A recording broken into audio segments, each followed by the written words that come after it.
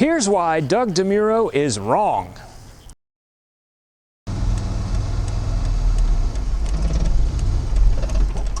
Oh, not again. Of course, the question is not whether or not this is a luxury car then. It's a question of whether or not it's a luxury car now, because you can't deny it's vintage now. It's 17 years old. You can't get away from that. The question is, will it still move you the way it used to? In order for it to move you, it obviously has to move, doesn't it? So, some things are obvious, some things aren't. Now, obviously, I am going to have to turn that down because that's copyrighted music, you know, because you don't want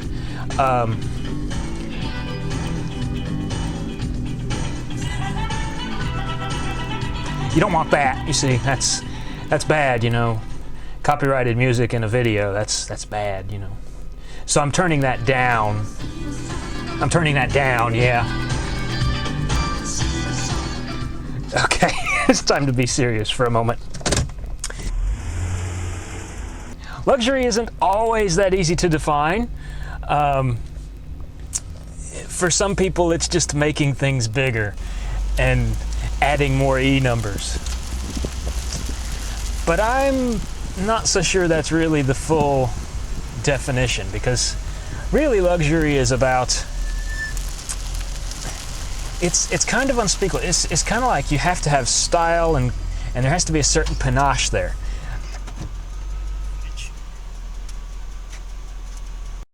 Now this is obviously, when it was new, a lawyer's car. Now, when a lawyer is choosing his car, uppermost in his mind will be this: can I fit my 5-pound sledge in the boot? Now, this has always been a problem for the Jag, because even though this is a lawyer's car, and it does get chosen by lawyers quite frequently, you'll find that it doesn't really fit. No, it's the floor is just too shallow, you know. No, it's kind of a tall peg in a shallow hole. It's got to be very fingertippy, very poised. You can drive it with your pinky finger almost, and it's the sort of car where you have to have your latte with it. Iced caramel, obviously. And you got to be able to drive it without it spilling and falling over. Now, this being a 17-year-old car, I'm not going to deny that there are faults, because I'm not that good at denying stuff, as my old ex-girlfriends would tell me. However, that said, faults aside, this is a really fantastic car. It really is. I mean, but I'm not gonna lie. You know, there are a few faults. The sunroof won't open. No big deal. The door on that side only opens from the outside. No big deal. The clock is only correct twice a week. And the radio antenna, which I've had to recently replace, has went wonky again, so now I can only listen to compact discs, whatever that is. And as of this morning, I've got this little light on the dashboard that says restricted performance, whatever that means. But still, amongst all of those little faults, and the suspension is one of them, it's a little on the loose and wore out side, primarily because I've worn it out and it's loose. It still has a very, it's still very much a car that has panache. It's very much a Jaguar-ishness. Now, of course, this being my car, that must make me a Jaguar-ishness-ism-ist. Which is actually a very good thing because, oh, there's Jay Wade. Howdy, Jay. Obviously, you can wave at everybody in your tax haven when you're in one of these. But the thing is that you have to buy something that moves you. It has to strike a chord. It has to make you think, God, I want to go out and drive that. That's just fantastic. And it allows you to ignore all of the little flaws. You know, it's not a big deal that there's not really room under the dashboard for people with feet bigger than US size 11, which I'm one of. It doesn't really matter so much that you know, the key fob works most of the time instead of all the time. It doesn't bother you. You know, for instance, if you had one of these cars, you would not be bothered so much about the numbers, because that's not why you buy one of these. Nope. You buy one of these because you look at it and you go, that's what I want. I want that kind of style. That's luxury. Luxury has absolutely zero to do with numbers. Zero. And anybody that tells you that any different is a fool, because you can look at all the great cars all you want. But if you notice, the ones that are most desirable are the ones that didn't do so well. I mean, look at the early Lambos. I mean, think about it. The Miura, the Countach, those cars dynamically were horrible. But you bought one, but the people that bought them because they wanted them, because it's like, good God, look at that. That is going to get attention. That is going to, whoo, that's nice, you know. So that's really why you buy a car that's luxury. And a performance car, like true performance cars, like the BMW 7 Series, or even the 5 Series. And I'll bring up those points in a minute because they're very good ones. Performance cars, serious performance cars, albeit whether they are sedan style, saloon style, or even coupe or hatchbacks,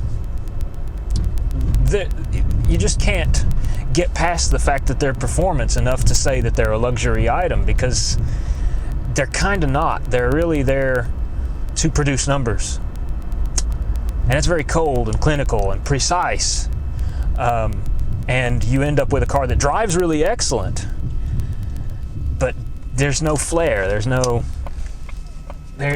real, you know. Now, I'm sure that there are some of you out there going, oh yes, but he's never driven a Lamborghini. Oh, he doesn't know what he's talking about. He doesn't have a Porsche. Oh, well, I'll answer those right here and now, because it's it's the same thing.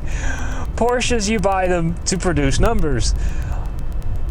And Lamborghinis, you buy them because they're flairish. They have that sort of fiery sort of feeling, like, you know, it's like you sit in them and you think, yep, that car is going to be on fire in the next 20 minutes. And it's going to be because of me. You know, that's... You buy cars for different reasons, obviously, but that's the definition of luxury. You want something that you don't have to worry about, something that you can have your latte and not worry. Yes, there we go. I'm drinking and driving. Not really. Of course, if you safety nuts want to have anything to do with it, look, I'm no hands. Anybody that ever told me, oh yeah, you have to have your hands on the wheel at all times, and you have to look straight ahead at all times, and you have to have your nose tilted to the left a little bit, and you have to always watch other people's videos before you do stuff, please. The idea that I can't do what I want in a car, you can't stop me. And you can't prove to me that it's any safer or less safe. You're just not going to. That's not going to happen. But anyway, enough about that. This car is what it is because it was planned that way. One guy went to the drawing board and said, yes, I want to build that. Modern cars have a problem, and that's part of the other reason why this car, the XJ8 that I'm in right now, actually you can't have this one because this is mine. You can't have it. You can buy one that's just like it, except in every single detail, but you can't have this one. This one's mine. They go to the drawing board thinking, right, we've got a whole bunch of focus groups that we have to keep happy. So it can't sit too low because then mom can't put the stroller in the back and can't put the baby seat in the back. It can't be too long because then it won't fit on the trailer. It can't be too heavy because then it won't be able to do all the things that it needs to do. It can't be too... It's just... Forgive me, I'm trying to drive here. It can't be too purple because that would endanger our stock value, and the car wouldn't sell as well if it had a gray stripe down one side and if it were only halfway down the car.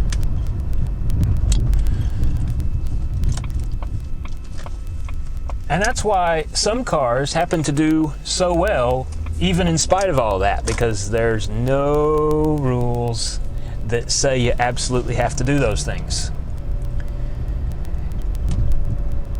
And that's luxury.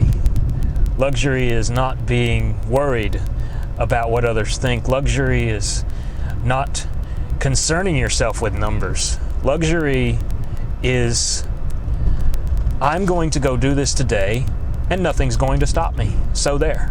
That's luxury. I'm not going to worry about the check engine light on the dashboard, or the fact that the boot lid doesn't fit properly, or the fact that it goes every time you put fuel in the fuel door back there, because it's, you know, it's a Jag. Doesn't bother me. Doesn't bother me at all. So take that for what it's worth, because if you buy one of these, you will become a Jaguarishness-ism-ist, and you will understand everything that I'm on about. So, if you have a different point of view, or if you just didn't like the way I produced this video, or if you have purple trousers, by all means, feel free to bash me in the comment section below. If, on the other hand, you happen to like what I have produced today, and you have other ideas for me, or maybe you'd like to loan me a car to review, maybe you'd like me to review your car, by all means, again, let me know below in the comment section, because I do read that stuff. I love reading that stuff.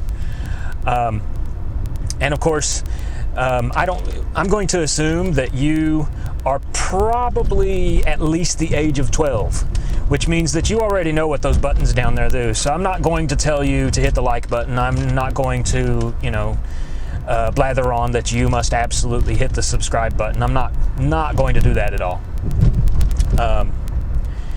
So just do what you're going to do, because that's the other thing about luxury. I can't tell you what to do any more than you can tell me what to do. See you next time.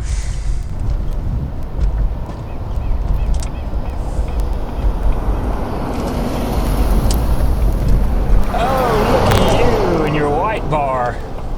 You're not messing me up.